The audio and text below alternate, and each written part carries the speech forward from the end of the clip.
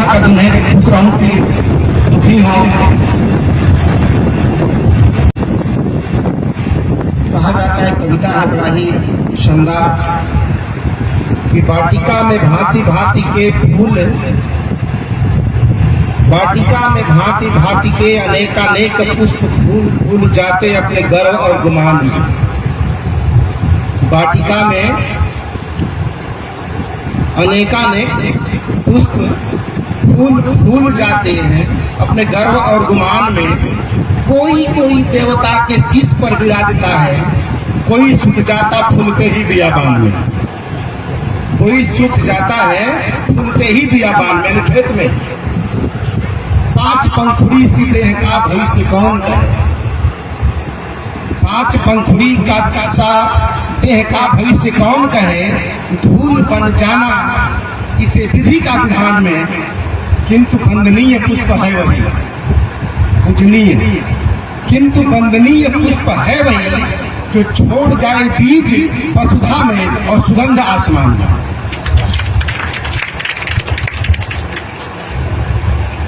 तो दुनिया में आया हर व्यक्ति तो जाना ही जाना है, लेकिन वंदनीय वही है जो अपना बीज वसुधा में छोड़ के जाए और सुगंध आसमान में छोड़ के जाए, वही याद किया जाए।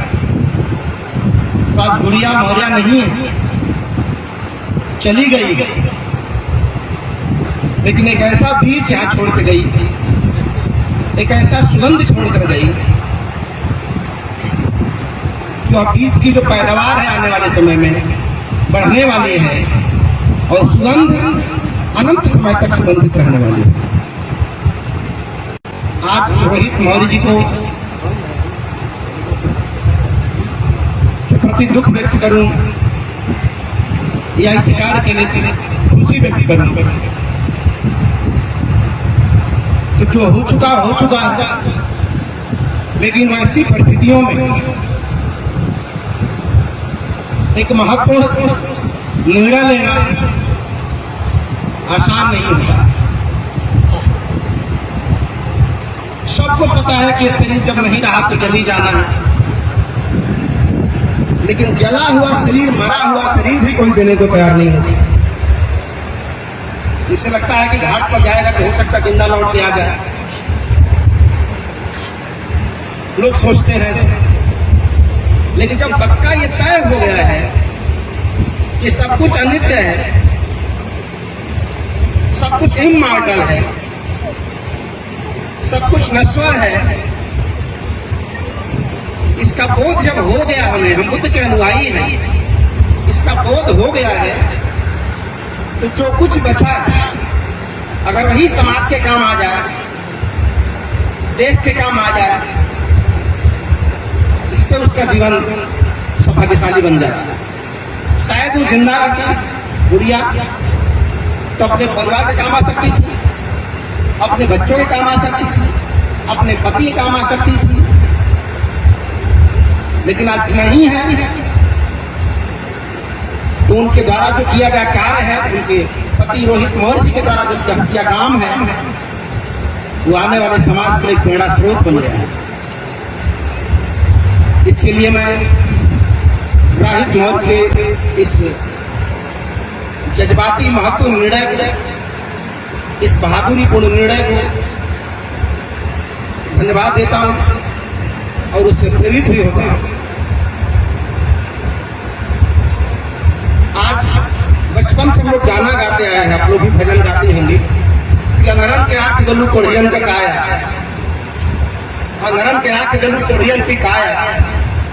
लेकिन जितने लोगों ने आज तक इसको गाया होगा जिसके बारे में, क्या उसने किसी को आंख दिया है आपकी नजरों में? नहीं किया। तो क्यों बोल रहे हैं कि अंगरन के आंख गलू छुट्टे छुट्टे खरीदाए जा रहा है? अंगरन के आंख दिया किसी को, ले लिया भले, चेचक हो गई तो दोनों आंखें चली गई चेचक में, बड़ी माता छोटी माता आंखें ले गई चेचक हो गई, फिर भी उसको माता ही बोलते। चेचक के आने से दोनों आंख चली गई उसकी, फिर भी उसको माता ही बोलते हैं, बड़ी माता छोटी माता। तो अंगरन के आंख जरूर कोढ़ियन के काया उसने किसी को नहीं दिया, न किसी कोढ़ी को काया दिया। लेकिन फिर भी हम झूठी प्रशंसा किए चले जा रहे हैं।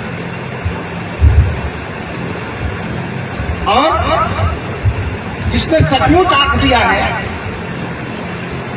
उसका गीत तो कोई नहीं गाया कि गुड़िया माई धन बालू अलरम के आगे दहलू, ये तो नहीं कहेगा। तो जिसको कहना चाहिए उसको तो हम कहेंगे ही नहीं, क्योंकि ईगो हमारे आड़े आता है, अहंकार हमारे आड़े आता है कि हमारे घर बगलिया का पड़ोसी माई कैसे बन जाएगी, हमारे बगलिया के पड़ोसी देवी कैसे बन जाएगी, ये ईगो आता है हमारे। तो जिसने आंख ले लिया, अंधा बनाने वाला कौन है? किसी व्यक्ति को, किसी व्यक्ति के बचपन से आंखें नहीं है, उसको अंधा बनाने वाला कौन है? भगवान है। अगर आप मानते हैं तो देवी देवता ही है जिन्होंने अंधा बना दिया। तो जिसको भगवान ने अंधा बना दिया उसको आंख किसने दिया है? उसको गुड़िया मारने से रघुनाथ दे दिया है। तो दुनिया में आंख वाले ज्यादा लोग हैं कि अंधे लोग ज्यादा हैं? आँख वाले ज्यादा, आंख वाले ज्यादा हैं। तो आंख वाले ज्यादा है, उनकी अपेक्षा अंधे लोग बहुत ही कम है, गिनती में होंगे, परसेंटेज में नहीं आ सकते। तो जितने आंख वाले लोग हैं जीवन भर अपनी आंख से देखें, 80 साल देखें, 9 साल से देखें, 90 साल, 100 साल तक देखें, क्योंकि एक व्यक्ति की आंख की आयु 500 साल होती है। जान लीजिए, एक व्यक्ति की आंख की आयु 500 साल होती है। माने एक साल से 7-8 पीढ़ियां देख सकती है एक आंख से। एक आंख से 7-8 पीढ़ियां तक लोग देख सकते हैं उस आंख से। 500 साल एक आंख की आयु होती है। तो 100 साल जियो तो उस आंख को देखो, क्या फर्क पड़ता है? लेकिन मरने के बाद जिस आंख को धूल बन जाना, उसका विधि का विधान अभी मैं बोल रहा था, पिता जली जाना है, नष्टी हो जाना है। तो ताल अगर ऊपर से गिर गया शिखर से, तो जमीन पे गिर जाए वो अच्छा है कि दाल में गिर जाए वो अच्छा है? घी अगर कहीं से ऊपर से गिरा और घी का बर्तन, तो घी जमीन पे गिर जाए तो अच्छा है कि दाल में गिर जाए तो अच्छा है? दाल में। तो गिरना तो जमीन पे गिर सकता जो किसी काम नहीं आता, और दाल में गिर गया तो कम से एक आदमी तो खा लेगा उस घी को जो बर्बाद होने वाला था। तो कोई व्यक्ति अगर मर गया तो शमशान घाट पे जल जाए वो अच्छा है कि जलने से पहले किसी को कुछ दे जाए वो अच्छा है? कितनी कामन सी बात है ये। तो जब दे दे अच्छा है, जब आंख वालों की संख्या ज्यादा है इस दुनिया में और सारे लोग पूरा जीवन भर आंख से देखें और देखने के बाद अगर अंधों को अपनी आंख दे दें तो संसार में कोई अंधा बचेगा ही नहीं। कोई अंधा बचेगा ही नहीं संसार में। तो हम लोग भगवान को चैलेंज करते हैं कि भगवान तू अंधा बना, तू कितनों को बनाया है, कितनों को बनाया, कुछ और लोग अंधा बना। तो हमने हम लोग भी ये कला नहीं थी कि हम आप किसी को दे सके। तो हमें लगता था कि सब तू ही करता है, लेकिन अब पता चल गया कि अखियां निकाल कर हम किसी को दे भी सकते हैं। तेरी मर्जी हो चाहे न, तब भी हम दे सकते हैं। ये कला हमारे पास है, ये हुनर हमारे पास है, ऐसे डॉक्टर हमारे पास है। तो जब हुनर है तो भगवान तू अंधा बनाने में लग जा, हम लोग आंख वाला बनाने में लग जाते हैं। देखता हूं कि तू जीतता है कि हम लोग जीतते हैं, और आंख वाले ज्यादा है तो हम ही जीतेंगे। हम ही जीतेंगे, वो नहीं जीतेगा।